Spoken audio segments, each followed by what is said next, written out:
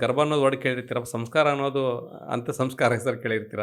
ಗಂಡಿಗೆ ಅಷ್ಟೇ ಬೇಕಾ ಅಥವಾ ಹೆಣ್ಣಿಗೆ ಅಷ್ಟೇ ಬೇಕಾ? ಈ ಕೋರ್ಸನ್ನು ಅಟೆಂಡ್ ಮಾಡಿಬಿಟ್ರೆ 10 ವರ್ಷ ಬಿಟ್ಟು ಬರ್ತಿದೆಯಪ್ಪ, ನಿಮ್ಮ ತಲೆಯಲ್ಲಿ ಪ್ರಿಂಟ್ ಆಗಿರುತ್ತೆ ಈ ಕಾನ್ಸೆಪ್ಟ್ ಯಾವ ಥರ ಇದೆ ಅಂತೇಳಿ. ತುಂಬ ಜನಕ್ಕೆ ಫರ್ಟಿಲಿಟಿ ಸಮಸ್ಯೆಗಳು ಬರ್ತಾ ಇರುತ್ತೆ. ಆ ಎರಡೂ ಕೂಡ ನೀವು ಕರೆಕ್ಟಾಗಿ ಕಾಂಬಿನೇಷನ್ ಮಾಡಿದಾಗ ಸೂಪರಾಗಿ ಇರುವಂಥ ಮಗಳು ಹುಟ್ಟುತ್ತಾರೆ. ಇವತ್ತು ನಾನು ಒಂದು ಇಂಪಾರ್ಟೆಂಟ್ ಕೋರ್ಸ್ ಬಗ್ಗೆ ಮಾತಾಡ್ತಿದ್ದೇನೆ.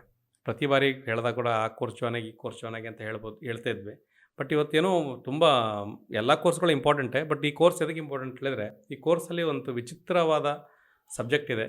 ತುಂಬ ಜನಕ್ಕೆ ಗೊತ್ತಿರ್ಬೋದು, ಗೊತ್ತಿರಲಿಕ್ಕಿಲ್ಲ. ಗರ್ಭ ಸಂಸ್ಕಾರ ಅಂಥೇಳಿ. ಗರ್ಭ ಸಂಸ್ಕಾರ ಕೇಳಿರ್ಬೋದು. ಗರ್ಭ ಅನ್ನೋದು ವರ್ಡ್ ಕೇಳಿರ್ತೀರ, ಸಂಸ್ಕಾರ ಅನ್ನೋದು ಅಂತ್ಯ ಸಂಸ್ಕಾರ ಹೆಸರು ಕೇಳಿರ್ತೀರ. ಹಾಗಾಗಿ ಎರಡೂ ಕಾಂಬಿನೇಷನಲ್ಲಿ ಕೊಟ್ಟಾಗ ಸ್ವಲ್ಪ ಜನರು ಕಸಿವಿಸಿಕೊಳ್ತಾರೆ, ಏನಿದು ಗರ್ಭ ಸಂಸ್ಕಾರ ಅಂಥೇಳಿ. ಹೆಸರು ಗರ್ಭ ಅಂದ್ಕೊಳ್ಳೇನೋ ಸ್ವಲ್ಪ ಜನಕ್ಕೆ ಯಪ್ಪ ಅಂದ್ಬಿಡ್ತಾರೆ. ಅಂತ ಅನುಭವ ನನಗಾಗಿದೆ ತುಂಬ ಸಾರಿ. ಹಾಗಾಗಿ ಗರ್ಭ ಸಂಸ್ಕಾರ ಅನ್ನುವ ಕಾನ್ಸೆಪ್ಟ್ ನಾವು ಎದಕ್ಕೆ ಇಂಟ್ರೊಡ್ಯೂಸ್ ಮಾಡ್ತಿದ್ದೇವೆ? ಗರ್ಭ ಸಂಸ್ಕಾರ ಎದಕ್ಕೆ ಬೇಕು? ಗಂಡಿಗೆ ಅಷ್ಟೇ ಬೇಕಾ ಅಥವಾ ಹೆಣ್ಣಿಗೆ ಅಷ್ಟೇ ಬೇಕಾ ಅಥವಾ ಪ್ರೆಗ್ನೆನ್ಸಿ ಅವ್ರು ಅಷ್ಟೇ ಬೇಕಾ? ಎಲ್ಲರಿಗೂ ಬೇಕಾ? ಎಲ್ಲರಿಗೂ ಬೇಕಿದು. ಎದಕ್ಕೆ ಬೇಕಂತ ಹೇಳಿದ್ರೆ, ಗರ್ಭ ಸಂಸ್ಕಾರಗಳಲ್ಲಿ ಎಷ್ಟು ತಪ್ಪುಗಳನ್ನ ಮಾಡ್ತೇವೆ ಆ ತಪ್ಪುಗಳೆಲ್ಲ ನಡೆಯಲ್ಲ. ಈ ಕೋರ್ಸನ್ನು ಅಟೆಂಡ್ ಮಾಡಿಬಿಟ್ರೆ ಮನೆಯಲ್ಲಿ ನೆಕ್ಸ್ಟ್ ಮಗುನ ಬರ್ತಿದೆ, ಒಂದು 10 ವರ್ಷ ಬಿಟ್ಟು ಬರ್ತಿದೆಯಪ್ಪ, ನಿಮ್ಮ ತಲೆಯಲ್ಲಿ ಪ್ರಿಂಟ್ ಆಗಿರುತ್ತೆ ಈ ಕಾನ್ಸೆಪ್ಟ್ ಯಾವ ಥರ ಇದೆ ಅಂತೇಳಿ. ನಾವು ಕನ್ಸಲ್ಟೇಷನ್ ಮಾಡಲ್ಲ. ನೀವು ಗರ್ಭ ಸಂಸ್ಕಾರಕ್ಕೆ ಏನು ಮಾಡಬೇಕು ಅದೇನಿಲ್ಲ. ಇಲ್ಲಿ ಎಲ್ಲವನ್ನೇ ಹೇಳ್ಕೊಡ್ತೇವೆ. ಹೇಗೆ ಅಂತ ಹೇಳಿದ್ರೆ, ಗರ್ಭ ಸಂಸ್ಕಾರ ಎದಕ್ಕೆ ಬೇಕಂತ ಹೇಳಿದ್ರೆ, ಯಾವುದೇ ಒಂದು ಮಗುವನ್ನು ನಾವು ಭೂಮಿಗೆ ತರಬೇಕಾಗಿದ್ರು ಕೂಡ ಅದಕ್ಕೆ ಒಂದು ಸ್ಟಡಿ ಬೇಕಾಗುತ್ತೆ. ಅಂದರೆ ಒಂದು 6 ತಿಂಗಳ ಮುಂಚೆ ಇಲ್ಲ 3 ತಿಂಗಳ ಮುಂಚೆ ಗಂಡಾದವನು ಅವನ ಒಂದು ಏನಿದೆಯಲ್ಲ ಆಹಾರ ಪದ್ಧತಿನ ಚೇಂಜ್ ಮಾಡೋಕ್ಕಾಗುತ್ತೆ. ಯಾಕಂದರೆ ನಾವು ತಿನ್ನುವಂಥ ಆಹಾರ ಅದು ಸಪ್ತಧಾತುಗಳಾಗುತ್ತೆ. ಅಂದರೆ 7 ಒಂದು ಸ್ಟೆಪ್ಸ್ಗಳಿದೆ. ರಕ್ತ ಆಗಿ, ಮಾಂಸ ಆಗಿ, ಅದು ಲಾಸ್ಟ್ ಒಂದು ಪ್ರೊಸೆಸ್ ಬರುತ್ತೆ. ಆ ಪ್ರೊಸೆಸ್ಸಲ್ಲಿ ಹೋಗಿ ಮಗು ಆಗುತ್ತೆ. ಅದು ಹೋಗಿ ಲಾಸ್ಟ್ ಅಂದರೆ ಅದು ಸ್ಪರ್ಮ್ ಕೊಂಡು ಹೋಗಿ ಅಂಡಾಶಯದಲ್ಲಿ ಕೊಂಡ್ಕೊಂಡು ಅಲ್ಲಿಂದ ಮಗು ಹುಟ್ಟುತ್ತೆ. ಒಂದು ಒಳ್ಳೆ ವಿಜ್ಞಾನ ಇದು. ಅದು ಏನಾಗುತ್ತೆ ಅಂತ ಹೇಳಿದ್ರೆ, ನೀವೇನಾದರೂ ಕಲ್ಮಶಗಳನ್ನು, ಕುಡಿತವನ್ನು, ಇಂಥವುಗಳನ್ನು ತಿಂದಾಗ ಅದೇ ಹೋಗಿ ಕೆಮಿಕಲ್ಗಳನ್ನ ತಿಂದಾಗ ಅದೇ ಕೆಮಿಕಲ್ ಥರ ಮಕ್ಕಳು ಹುಟ್ಟುತ್ತೆ ಲಾಸ್ಟಿಗೆ. ಟಿಶ್ಯೂಸ್ ಅಲ್ಲ, ಎಷ್ಟು end of the day tissues ನೀವೇನು ತಿಂತೀರಾ ಅದೇನು ಅಲ್ಲಿ ಬರೋದು. ನಾವೇನು ತಿಂತೇವೆ ಅದೇ ರಕ್ತದ ಮುಖಾಂತರ ಹೋಗಿ ಸ್ಪರ್ಮ್ ಆಗಿ ಕಂಡಕ್ಷನ್ ಆಗಿ ಅಲ್ಲಿಂದ ಒಂದು ಆಗುತ್ತೆ. ತುಂಬ ಜನಕ್ಕೆ ಫರ್ಟಿಲಿಟಿ ಸಮಸ್ಯೆಗಳು ಬರ್ತಾ ಇರುತ್ತೆ. ನೀವೇನಾದರೂ ಮಕ್ಕಳು ಮಾಡಬೇಕಂತಿದ್ರೆ ಡಯಟ್ಗಳನ್ನ ಮಾಡಿ ನ್ಯಾಚುರೋಪತಿ ಸೆಂಟರ್ಗಳಿಗೆ ಹೋಗಿ ಒಂದು 15 ದಿವಸ ಒಂದು ತಿಂಗಳು ಇದ್ದು, ಒಂದು ತಿಂಗಳು ತುಂಬ ದೊಡ್ಡ ರೇಟ್ ಆಗಿಬಿಡುತ್ತೆ. ಒಂದು 7 ಡೇಸು 15 ಡೇಸು ಇದ್ದಾಗ ಅಲ್ಲಿ ನಿಮ್ಮ ಮನಸ್ಸು ಶಾಂತವಾಗುತ್ತೆ. ಆವಾಗ ನಿಮಗೆ ತಲೆ ಚೆನ್ನಾಗಿ ಓಡುತ್ತೆ. ಮನಸ್ಸು ಶಾಂತಿ ಇದ್ದಾಗನೇ ಚೆನ್ನಾಗಿ ಓಡೋದು. ಮನಸ್ಸು ಶಾಂತಿ ಇದ್ದಾಗನೇ ಸ್ಟಡಿ ಮಾಡಲಿಕ್ಕೆ ಮನಸ್ಸು ಬರೋದು. ಹಾಗಾಗಿ ಈ ಆಹಾರವನ್ನು ಕರೆಕ್ಟ್ ತೊಗೊಂಬಿಟ್ಟೆ ಎರಡೂ ಸಿಂಕ್ ಆಗುತ್ತೆ. ಸಿಂಕ್ ಆದಾಗ ನಿಮಗೆ ಗರ್ಭಧಾನ ಮಾಡಲಿ ಅಂದರೆ ಗರ್ಭಸ್ಥಾನ ಪಡಿಲಿಕ್ಕೆ ಚೆನ್ನಾಗಾಗುತ್ತೆ. ಅದೇ ಥರ ಹೆಣ್ಣು ಕೂಡ ಏನು ಮಾಡಬೇಕು ಆ ಟೈಮಲ್ಲಿ ಕೂಡ ಆ ಎರಡೂ ಕೂಡ ನೀವು ಕರೆಕ್ಟಾಗಿ ಕಾಂಬಿನೇಷನ್ ಮಾಡಿದಾಗ ಸೂಪರಾಗಿ ಇರುವಂಥ ಮಗಳು ಹುಟ್ಟುತ್ತಾರೆ. ಇದನ್ನು ಆಲ್ರೆಡಿ ರಿಸರ್ಚ್ ಪೇಪರ್ ಕೂಡ ಇದ್ರ ಮೇಲೆ 100,000 ಇರ್ಬೋದು ಅನ್ಕೋತೀನಿ. ನಾನೊಂದು 20-25 ನೋಡಿದೆ ಹೆಚ್ಚು ಕಡಿಮೆ. ಸೊ ನೀವು ಅದನ್ನ ನೋಡ್ಕೊಂಡಾಗ ಆರ್ಟಿಕಲ್ಗಳು ಸಿಗುತ್ತೆ. ಆರ್ಟಿಕಲ್ಗಳು ಬೇರೆ, ರಿಸರ್ಚ್ ಪೇಪರ್ಗಳಿಗೆ ಬೇರೆ. ರಿಸರ್ಚ್ ಪೇಪರ್ಗಳು ಇದರಲ್ಲಿ ತುಂಬ ಇದೆ, ಗರ್ಭ ಸಂಸ್ಕಾರ ಯಾವ ಥರ ಇದೆ ಅಂಥೇಳಿ.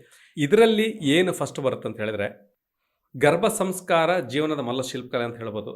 ಜೀವನ ಯಾವಾಗ ಆರಂಭ ಆಗುತ್ತೆ, ಗರ್ಭ ಸಂಸ್ಕಾರ ಎಂದರೇನು ಅದನ್ನು ಸ್ಪಷ್ಟವಾಗಿ ಅದರಲ್ಲಿ ನಾವು ಕೋರ್ಸಲ್ಲಿ ಹೇಳ್ತೇವೆ. ಮತ್ತು ಗರ್ಭ ಸಂಸ್ಕಾರ ಇತಿಹಾಸ ಮತ್ತು ಪೌರಾಣಿಕ ಮಹತ್ವ ಏನಿದೆ ಅಂಥೇಳಿ ಹಾಗೆ ಏನೂ ಹೇಳಲಿಕ್ಕಾಗಲ್ಲ, ಶಾಸ್ತ್ರದಲ್ಲಿ ಇರೋದನ್ನೇ ಹೇಳಬೇಕಾಗುತ್ತೆ. ಮತ್ತು ಗರ್ಭ ಸಂಸ್ಕಾರ ವೈಜ್ಞಾನಿಕ ಮತ್ತು ಸೈಕಲಾಜಿಕಲ್ ಧರ್ಮಾಧಾರಿತವಾಗಿ ಹೇಗೆ ಅದು ಭೂಮಿಕೆಯನ್ನು ಬರುತ್ತೆ ಅಂಥೇಳಿ, ಮತ್ತು ಗರ್ಭಧಾರಣೆ ಪವಿತ್ರತೆ ಕುರಿತು ತಿಳುವಳಿಕೆಯನ್ನು ಹೇಳ್ಕೊಡ್ತೇವೆ. ಇದೆಲ್ಲ ನಿಮಗೆ PDF ವಿತ್ ಕ್ಲಾರಿಟಿಯಲ್ಲಿ ಹೇಳ್ಕೊಡೋದ್ರಿಂದ ಲೈಫ್ ಟೈಮು ನಿಮ್ಮ ತಲೆಯಲ್ಲಿ ಇರುತ್ತೆ. ಮತ್ತು ಗರ್ಭ ಸಂಸ್ಕಾರ ಯಾಕೆ ಬೇಕು, ಗರ್ಭ ಸಂಸ್ಕಾರ ಮಾಡೋಕ್ಕಿಂತ ಮುಂಚೆ ಯಾವ ತಯಾರಿಗಳನ್ನ ಮಾಡ್ಕೊಳ್ಬೇಕಾಗುತ್ತೆ, ದಂಪತಿಗಳು ದೈಹಿಕ ಮತ್ತು ಮಾನಸಿಕವಾಗಿ ಶುದ್ಧಿ ಕ್ರಿಯೆಗಳನ್ನ ಮಾಡಬೇಕಾಗುತ್ತೆ. ಅದು ಕೂಡ ಇದರಲ್ಲಿ ಹೇಳ್ಕೊಡ್ಲಾಗುತ್ತೆ. ತಾಯಿ ಯಾವುದಳ ಮನಸ್ಥಿತಿ ಹೇಗಿರಬೇಕು ಅಂಥೇಳಿ. ಮತ್ತು ನೋಡಿ, ಈಗ ನಾರ್ಮಲಾಗಿ ನಾ ಹೇಳೋದೇನಂತ ಹೇಳಿದ್ರೆ, ಈಗ ಒಂದು ಎಕ್ಸಾಂಪಲ್ ತೊಗೊಳ್ಬೋದು ನೀವು. ಮೊನ್ನೆ ಅಂದರೆ ಒಂದು 3 ತಿಂಗಳ ಹಿಂದೆ ಮನೆಯಲ್ಲಿ ಗರ್ಭಾವಸ್ಥೆಯಲ್ಲಿದ್ದಾಗ ತಾಯಿ ಅತ್ತೆ ಅನ್ನೋಳು ಸ್ವಲ್ಪ ತೊಂದರೆ ಕೊಟ್ಟರೆ, ಕಿರಿಕಿರಿ ಮಾಡಿದರೆ ಆ ಹುಟ್ಟುವಂಥ ಮಗನ ಮೇಲೆ ಎಫೆಕ್ಟ್ ಬೀಳುತ್ತೆ. ಅದು ಹೇಗೆ ಬೀಳುತ್ತೆ ಅಂತ ಹೇಳಿದ್ರೆ, ಫಸ್ಟ್ ಮಗು ಅವಳ ತವ್ರ ಮನೇಲಾಗಿರೋದು, 2ನೇ ಮಗು ಗಂಡನ ಮನೇಲಾಗಿರೋದು. 2ನೇ ಮಗು ಇದ್ದಾಗ ಸ್ವಲ್ಪ ಏನೋ ಹಿಂಗೆ ಮನೇಲಿ ಇರುತ್ತಲ್ಲ, ಅತ್ತೆ ಸೊಸೆ ಅಂದರೆ ಯುದ್ಧಗಳು ನಡೀತಾ ಇರುತ್ತೆ 24 ಗಂಟೆ.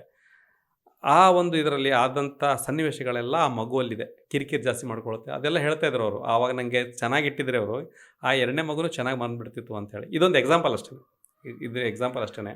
ಸೊ ಹಾಗೆಯೇ ಈ ಒಂದು ಕಾನ್ಸೆಪ್ಟ್ ಬರ್ತಾ ಹೋಗುತ್ತೆ. ಹಾಗೆಯೇ ಮುಂದೆ ಆಹಾರ ಜೀವನ ಶೈಲಿ ಹೇಗಿರಬೇಕು, ಆಲೋಚನೆಗಳು ಹೇಗಿರಬೇಕು, ಸಂಸ್ಕಾರಗಳ ಪೂರ್ವ ಸಾಧನೆಗಳು ಯಾವ ಥರ ಇರಬೇಕು, ಸಂಸ್ಕಾರ ಪದದ ಅರ್ಥ ಏನು, ಮತ್ತು ಸಂಸ್ಕಾರ ಪಟ್ಟಿ ಹೇಗಿರುತ್ತೆ, ಮತ್ತು ಗರ್ಭಧಾನ ಅಂದ್ರೇನು, ಮತ್ತು ಪುಂಸವನ ಅಂದ್ರೇನು, ಇದೆಲ್ಲ 16 ಸಂಸ್ಕಾರಗಳಲ್ಲಿ ಬರುತ್ತೆ. ಆಮೇಲೆ ಸೀಮಂತ ಯಾಕೆ ಮಾಡಬೇಕಾಗತ್ತೆ, ಜಾತಕರ್ಮ ಅಂತ ಬರುತ್ತೆ, ನಾಮಕರಣ ಅಂತ ಬರುತ್ತೆ, ಅಂದರೆ ಹೆಸರಿಡ್ತಾರೆ. ಆಮೇಲೆ ನಿಷ್ಕ್ರಮಣ ಅಂತ ಬರುತ್ತೆ, ಅನ್ನಪ್ರಾಶನ ಬರುತ್ತೆ, ಅಂದರೆ ಅನ್ನಪ್ರಾಶನ ಮಾಡ್ತಾರೆ ಮಗುಗೆ. ನೀವೆಲ್ಲಿ ಮಾಡ್ಬೋದು, ಯಾವ ದೇವಸ್ಥಾನಗಳಲ್ಲಿ ಮಾಡ್ಬೋದು, ಮನೆಯಲ್ಲೂ ಕೂಡ ಮಾಡ್ಬೋದು, ಅಥವಾ ನಿಯರ್ ಬೈ ದೇವಸ್ಥಾನಗಳಲ್ಲಿ ಮಾಡ್ಬೋದು, ಅಥವಾ ಅನ್ನ ಕೊಡುವಂಥ ದೇವಿಗಳೇನಿದಾರಲ್ಲ ನೀವು ಅಲ್ಲಿ ಕೂಡ ಮಾಡ್ಬೋದು. ಆಮೇಲೆ ಚೂಡಾಕರಣ ಅಂತ ಹೇಳ್ತೇವೆ, ಅದು ಮಾಡ್ಬೋದು. ಕರ್ಣವೇದ ಅಂತ ಹೇಳ್ತಾರೆ, ಕರ್ಣಛೇದ ಅಂತ ಕೂಡ ಹೇಳ್ತಾರೆ, ಉಪನಯನ ಅಂತ ಹೇಳ್ತಾರೆ. ಮತ್ತು ವೇದಾರಂಭ ಅಂದರೆ ಸ್ಟಡೀಸ್ನ ಯಾವಾಗ ಅವ್ರಿಗೆ ದಾರಿ ಎಳಿಬೇಕು ಅಂತಿದೆ. ಮತ್ತು ಸಮಾವರ್ತನ ಅಂತ ಬರುತ್ತೆ. ಆಮೇಲೆ ವಿವಾಹ ಯಾವಾಗ ಬರಬೇಕು, ವಾನಪ್ರಸ್ಥ ಅಂತ ಬರುತ್ತೆ, ಸನ್ಯಾಸ ಬರುತ್ತೆ. ಇದೆಲ್ಲ ಸಂಸ್ಕಾರಗಳಲ್ಲಿ ಬರುತ್ತೆ. ಲಾಸ್ಟಿಗೆ ಅಂತ್ಯ ಸಂಸ್ಕಾರ ಅಂತ ಹೇಳ್ತಾರೆ, ಅಥವಾ ಅಂತ್ಯೇಷ್ಟಿ ಅಂತ ಕೂಡ ಹೇಳ್ತಾರೆ. ಸೊ ಇವೆಲ್ಲ ಕಾನ್ಸೆಪ್ಟ್ಗಳನ್ನು ನಿಮಗೆ ತುಂಬ ಚೆನ್ನಾಗಿ ಸ್ವಲ್ಪ ಟೈಮ್ ತೊಗೊಳ್ಬೋದು. ಒಂದು ಸಾರಿ ನಿಮ್ಮ ತಲೆಯಲ್ಲಿ ಹೋದರೆ ನಿಮಗೆ ಲೈಫ್ ಟೈಮ್ ನೆನಪಿರುತ್ತೆ. ನೀವು ಅನ್ಕೋಬೋದು ನಾ ಎಲ್ಲ ಇದು ಮಾಡಿದ್ದೆ. ಸೊ ಯಾವಾಗ ತಪ್ಪುಗಳನ್ನ ಮಾಡ್ತಾರೆ ಮನೇಲಿ, ಅವಾಗ ಇದನ್ನ ನೀವು ಹೇಳ್ಬೋದು ನಿಮ್ಮ ಮಕ್ಕಳಿಗೂ ಅಥವಾ ಮೊಮ್ಮಕ್ಕಳು. ಸೊ ಹಾಗಾಗಿ ಈ ಕೋರ್ಸ್ನ ನೀವು ಮಾಡಬೇಕಾಗಿದ್ದರೆ ನೀವೇನಿಲ್ಲ, ಆಯುಷ್ಯ ಮಂಡಲ ಅಂತ ಸರ್ಚ್ ಮಾಡಿ ವಾಟ್ಸಪ್ ಚಾನಲಲ್ಲಿ ಸ್ಟೇಟಸ್ಗೆ ಹೋಗಿ ಅಪ್ಡೇಟ್ಸ್ಗಳಲ್ಲಿ ನಮ್ಮದು ಚಾನಲ್ ಕಾಣುತ್ತೆ. ಚಾನಲ್ ಅಂದರೆ ಯೂಟ್ಯೂಬ್ ಚಾನಲ್ ಅಲ್ಲ, ವಾಟ್ಸಪ್ ಚಾನಲ್ ಅಂದರೆ ಮಾಹಿತಿ ನಮ್ಮದು ನಿಮ್ಮಲ್ಲಿ ಡೈರೆಕ್ಟ್ ಬರಲಿಕ್ಕೆ. ಸೊ ಅಲ್ಲಿ ಒಂದು 26-27 ಸಾವಿರ ಜನ ಇದ್ದಾರೆ. ನೀವು ಅದನ್ನು ತೊಗೊಂಡು ಹೋಗಿ ಅಲ್ಲಿ ಫಾಲೋ ಮಾಡಿ. ಅಲ್ಲಿ ನಾವು ಪೇಮೆಂಟ್ ಲಿಂಕನ್ನು ಹಾಕ್ತೇವೆ, ನೀವು ಜಾಯ್ನ್ ಆಗ್ಬೋದು. ತುಂಬ ಕಡಿಮೆ ಇದೆ ಫೀಸು. ಎಲ್ಲ ಕೋರ್ಸ್ಗಳಿಗೆ ನಾವು ಸ್ವಲ್ಪ ಇರುತ್ತೆ. ಈ ಕೋರ್ಸ್ಗಳಲ್ಲಿ ಜಸ್ಟ್ 999, ತುಂಬ ಕಡಿಮೆ, ಅದು ಏನು ಅಲ್ಲ. ಒಂದು 60-70 ಜನ ಆಲ್ರೆಡಿ ಆಗಿದ್ದಾರೆ. ಅಡ್ವರ್ಟೈಸ್ ಮಾಡಿದ್ದಿಲ್ಲ, ಇದು ಫಸ್ಟ್ ಟೈಮ್ ಮಾಡ್ತಿರೋದು. ಸೊ ಜಾಯ್ನ್ ಆಗಿ ಆದಕೊಳ್ಳೆ ನಾನು ಅದರ ಬಗ್ಗೆ ಅಪ್ಡೇಟ್ ಕೊಡ್ತೇನೆ. ಮತ್ತೇನಿದ್ರು ಕೂಡ ನಾನು ಮುಂದಿನ ಮಾಹಿತಿಯನ್ನು ಮಾಡ್ತೇನೆ. ನಿಮ್ಮ ಟೆಲಿಗ್ರಾಮು, ವಾಟ್ಸಪ್ ಚಾನಲ್ ಎಲ್ಲ ಕಡೆನೂ ಹಾಕಿರ್ತೇವೆ. ತಡ ಮಾಡಬೇಡಿ, ಜಸ್ಟ್ ಜಾಯ್ನ್ ಆಗಿಬಿಡಿ, ಆಯಿತಾ? ಧನ್ಯವಾದ.